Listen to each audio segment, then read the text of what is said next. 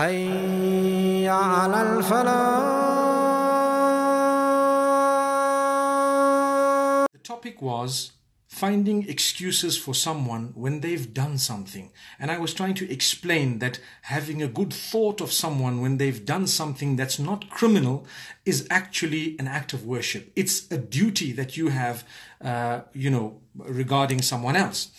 For example, and I was giving this example, if you see a person coming out of a pub, for example, the first thought that crosses your mind should not be a dirty one. And that's where a lot of us fail. The first thought we have is dirty, filthy. You see someone, for example, helping a woman or traveling with a woman, etc. You don't have to think that they're in bed, You don't have to think, astaghfirullah, that they're doing something haram. But the first line of thinking should be clean thinking.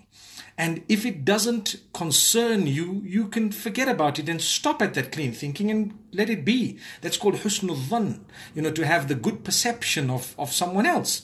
But if, for example, it concerns you, then you can take it deeper. You can actually find out, and you can go a little bit deeper until you confirm whether it was actually that good intention or that goodness, or it was something deeper. If it doesn't affect you and you happened to see another sign that proved to you beyond any doubt whatsoever that it was a bad thing, then it takes it to that level. But if there is any doubt whatsoever, we're taught that you need to give the person the benefit of that doubt. Remember this. You need to give them the benefit of that doubt. Now, like I say, this is not to cover up abuse, it's not to cover up criminal behavior, but it's generally when a person has done something that doesn't hold a lot of weight and it becomes gossip, it becomes evil thoughts, it becomes bad in terms of the way you're thinking of someone, then you need to rectify that. You need to correct it. It's my perception. When I see you say something, I shouldn't think the worst things, Unfortunately, on earth right now, we love gossip, and it's something juicy that we just want to spread. We want to be news breakers. So if you can't break the news, if you cannot break the news, you get bored and you start creating things and you start making mountains out of molehills. Now that is terrible. It's not the quality of a believer. You need to know that as a believer, you don't have to break news. You don't have to start gossiping, talking about people and making it out that you're the person who knows the latest of everything that doesn't even concern you. The Prophet Muhammad, peace be upon him, has said, the sign of the true submission of a person who calls himself a submitter is that he or she does not engage in that which does not concern him or her. They leave it. It doesn't concern me. It's gone. If you can help someone, you help them. If you cannot help them, leave them alone. Pray for them. Think good of them. But don't think bad of a person. So the narration that some people quote saying you need to find 70 excuses for someone, it's not a narration of the Prophet Muhammad, peace be upon him. It's a statement of some of the scholars of aforetime. It's even taken back to some of the great generations. But yes, what it means is that you need to think good of someone. You do find an excuse for a person when it's not something criminal or abusive or hurtful, etc. Someone swears you and they keep swearing you and you say, oh, I must find 70 excuses. I must wait until they swear me 71 times. Then I can say, hey, no more excuse. That's foolish. Come on. So what you have to do is make sure that you have a clean heart, and you look at others with that clean heart. Just like you would like someone to look at you with goodness, you need to look at them with goodness. The problem is, a lot of the times we do things without good intention. So therefore, we automatically look at others and think that they don't have the good intentions just because we would have been that bad way if it were us. Now, that's a weakness. That's a weakness. So to work on ourselves first and make sure that you have clean intentions, you will automatically believe that others have clean intentions as well.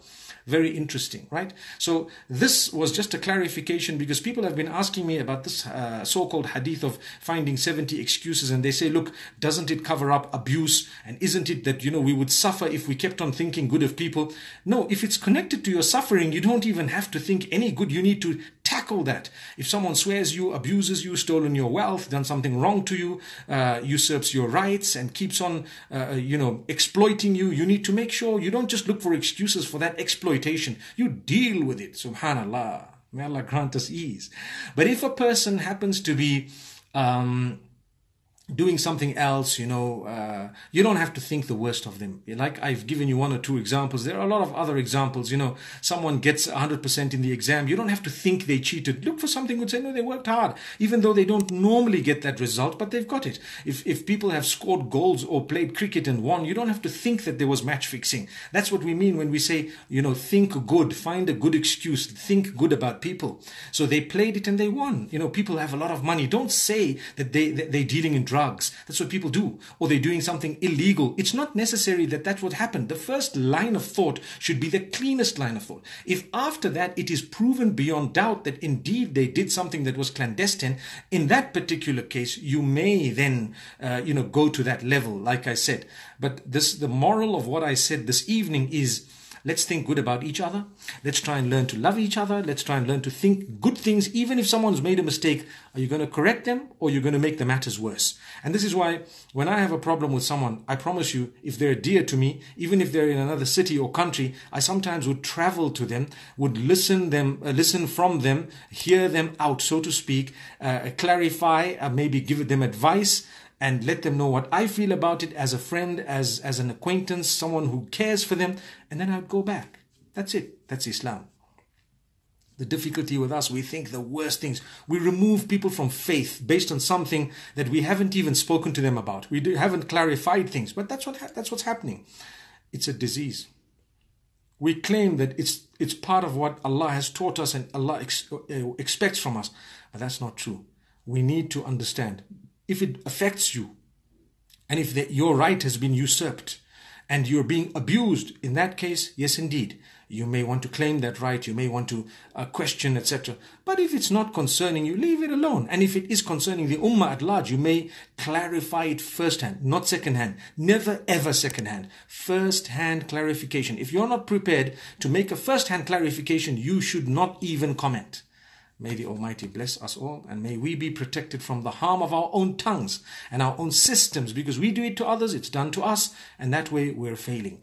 May Allah bless you all. Shukran. Have a lovely evening for those of you who might be where it is evening, and those of you who are where it is morning, Australia and the likes. May Allah bless you with a beautiful, beautiful Sunday.